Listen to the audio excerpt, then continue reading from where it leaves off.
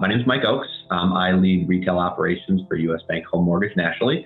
That includes all the traditional functions that fall within fulfillment, which is processors who speak with customers about walking through the process, underwriters who assess risk, and our closers who help ensure that the customer gets into their closing and into their home on time.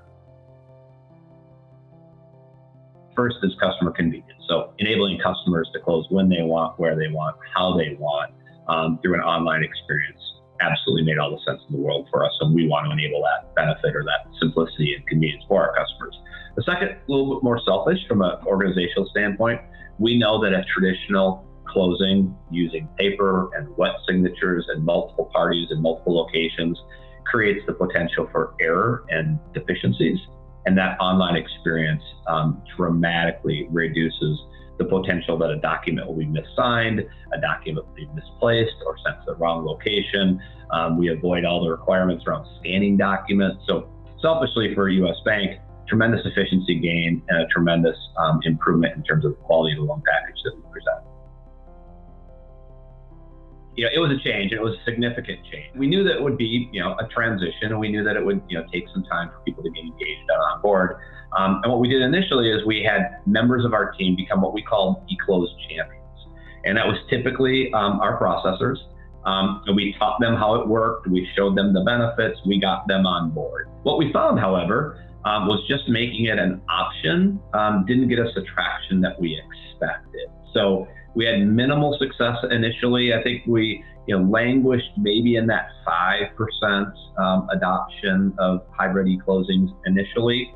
At that point, we decided, we probably need to make some adjustments to the way we approach it because it just wasn't happening as quickly or as organically as we had hoped by leveraging this champions concept.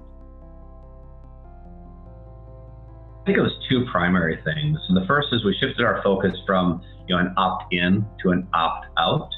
And the other was we just improved our reporting and accountability mechanisms. So when I say opt-in versus opt-out, when we first approached it, we asked customers, if they would be willing or if they were interested in doing an online hybrid e-closing. So essentially asking them to opt in. And we shifted our philosophy when we weren't getting the traction we thought we needed, saying, let's just position this as this is the way at U.S. Bank we do business. This is our normal process. And if a customer chooses to opt out, that's perfectly fine. But we wanted to start with the premise that this is our standard method of closing loans.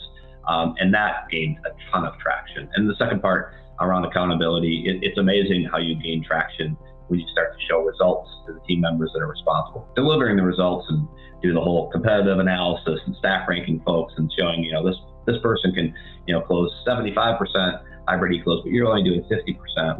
What's the difference there? So heightening that responsibility or accountability mechanisms also help gain a ton of traction around adoption. We went from that 5 to maybe 10% adoption rate earlier in 2021 to where we are now at 60%. And really that started the skyrocket probably mid-summer.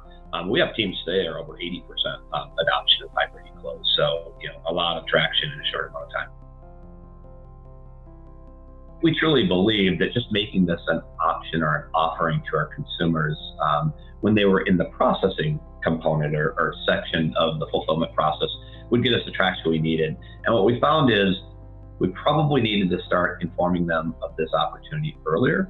And so we engaged our sales folks to say, what would be really helpful is even at point of sale, to start talking about the fact that hybrid e-closing versus a traditional wet signature closing is the way that we choose to do business. And we felt by doing it earlier and making sure that it was repetitive, and we followed that up with not only the processor communication, but we also followed up with automated emails, was ensuring that from day one, we were setting the stage that this is the way U.S. Bank was going to help them consummate and close their transaction. We just felt that gained a tremendous help in terms of just notifying people early versus surprising them, if you will, later in the process. So salespeople engagement certainly helped us.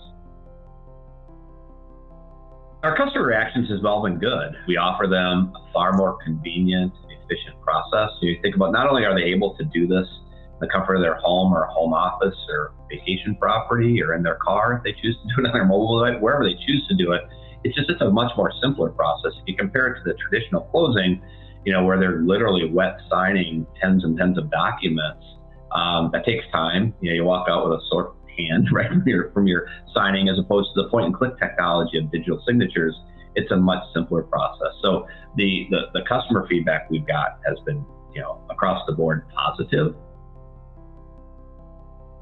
The only other significant change or step we need to take is to enable, the final documents that today still require a wet signature with a notary, to enable those to be done online. And we know that the mechanisms are being built to do what we call a remote online notary, so commonly or affectionately known as a RON closing. But I think that's the next step and natural progression to enable customers to do 100% of their closings at the comfort or convenience of their choosing.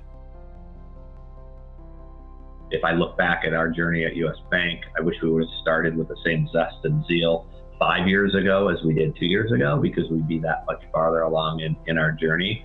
But it truly is something that I think is going to become, as common and as customary as some of the other digital tools that we use today, like online banking and other things. So just don't wait, pursue it, find a partner that you can trust to help you through the journey if you don't feel you have the capabilities internally to do so. But waiting is probably the wrong decision to make. And again, I'm glad we've made the decision we have, and we're pushing forward with the process.